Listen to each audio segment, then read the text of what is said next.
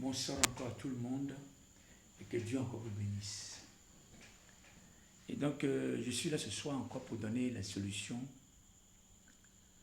de notre enseignement qui est passé sur le mariage divin. Là, il est question de mariage.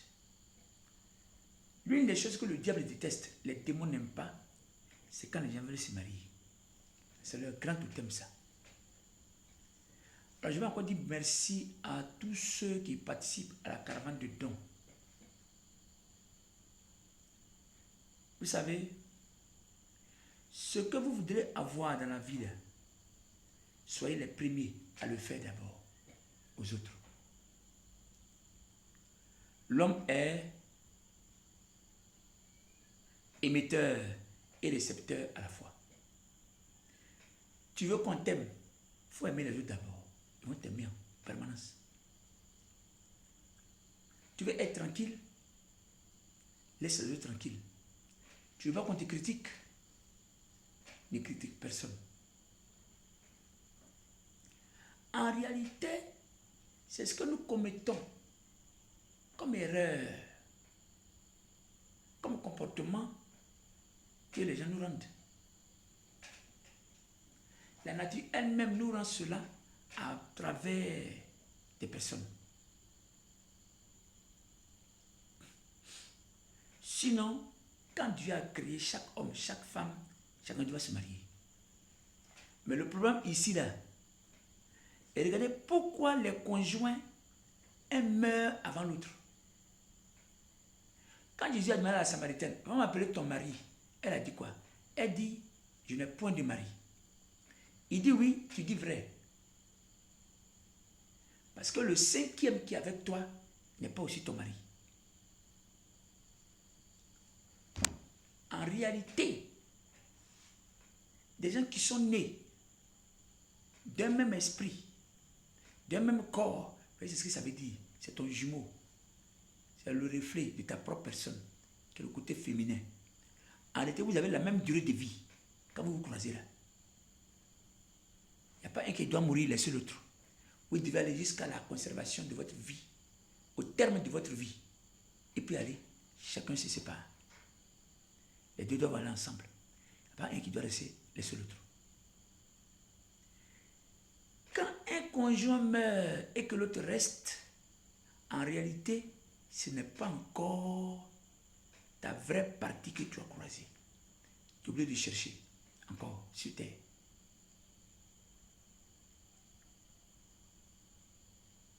Je remercie tous ceux, toutes celles qui ont participé déjà jusqu'à ce jour. Nous sommes à hauteur de 200 000 francs. On a 200 000 francs sous la main. Mais je dis, j'encourage encore tout le monde, les gens encore, à donner davantage.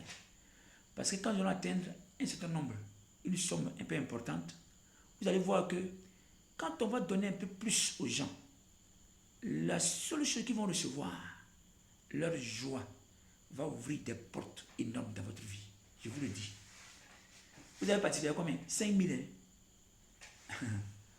Mais regardez, vous allez voir.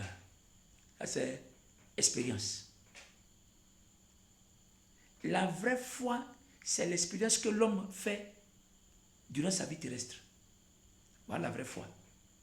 Mais ce n'est pas lire et puis dire j'ai la foi là. Ce n'est pas de ça qu'il est question. La foi rime avec l'expérience. Parce que c'est ce qui encore renforce ton caractère. C'est ce qui renforce encore ton courage, ta dévotion. C'est ça qui est la foi. La foi, c'est le courage. Pour ceux qui ne savent pas, on parlera de ça.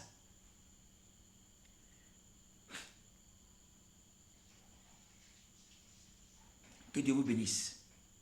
Alors aujourd'hui, la première étape à faire pour ceux qui sont déjà mariés, ceux qui ne sont pas encore mariés, là, voilà la première étape. Avant d'entamer une relation, pour aller se marier là, voilà ce qu'on fait d'abord. Prenons le psaume 51, le verset, à partir du verset 3. Quand on lit ce verset, il dit quoi? Oh Dieu, aie pitié de moi de ta grande bonté,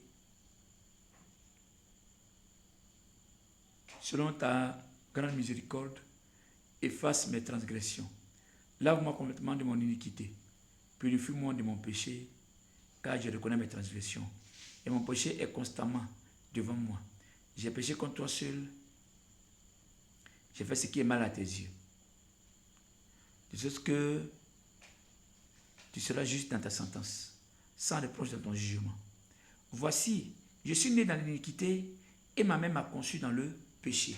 C'est la partie même qui me prend un peu plus avec le côté où il a dit, purifie-moi l'hysope et je serai blanc comme la neige. Il dit, je suis né dans l'iniquité et ma mère m'a conçu dans le péché. Je dis, si réellement le sang de Jésus est venu pour réparer le péché d'Adam et Ève dans le jardin, pour lequel aujourd'hui nous sommes accusés là, alors qu'on n'a pas participé là, normalement on devait maintenant vivre comme Adam avant le péché. Normalement. Mais tu étais au dehors, tu souffrais. Tu viens encore dans le Seigneur, c'est pire. C'est pas ça. C'est que soit la conversion n'est pas encore exacte. Ou alors, il y a un problème dans le fond qui n'est pas encore réglé. La première des choses, nous allons partir par la purification. Par la sanctification.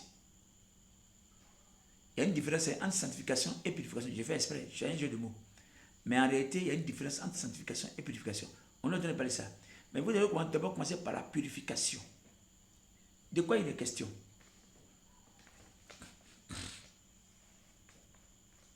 La purification va te permettre alors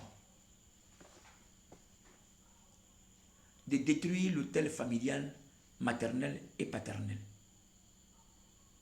Qu'est-ce que tu vas faire? Comme Gédéon.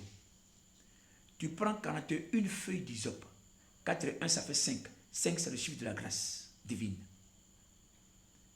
Regardez que la femme de Lot est devenue boule de sel, non? Statue de sel. Le sel peut immobiliser. Donc que ce soit. Attendez, il y a des secrets que je vais vous révéler. Vous n'allez pas croire. Alors que c'est là, c'est caché.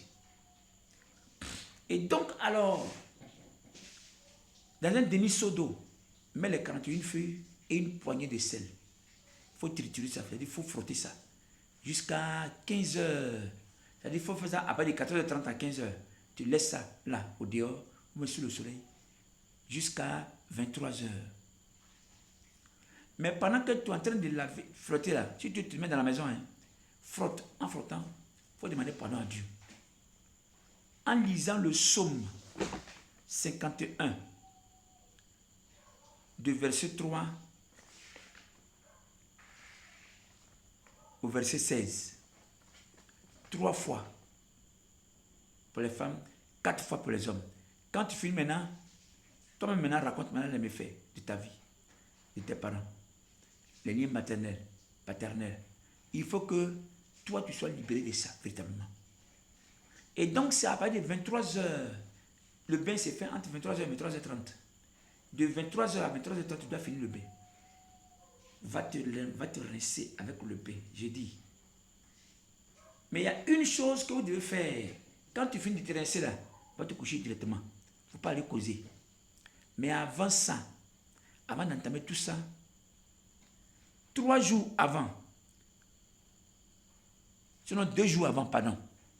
Parce qu'il faut commencer le jour où tu es né. 2 jours avant ça, il faut seulement manger fruits à partir de 18 heures. Jusqu'au jour où tu es né et jusqu'à ce que tu finisses les 7 jours de la semaine. Je dis, quand tu as fini ça, si tu n'as pas décollé, il ne faut plus suivre encore mon programme ici. Le jour, 2 jours avant que tu ne commences le bain, il ne faut pas manger. À partir de 18 heures, à partir de 18 heures, on mange fruits seulement. Il faut manger fruits seulement jusqu'au jour où tu es né. Le 3e jour où tu es né là. Le 3e jour, le jour où tu es né. Tu commences 2 jours avant. Mange fruits seulement. Ça fait 3 jours. Les 4 autres jours là, tous les soirs, mange fruits ou les légumes là. Frais là, tels que carottes et autres là. Puis maintenant, comme j'ai dit au départ là, va faire le bain. Que Dieu vous bénisse. Ça, c'est la première étape.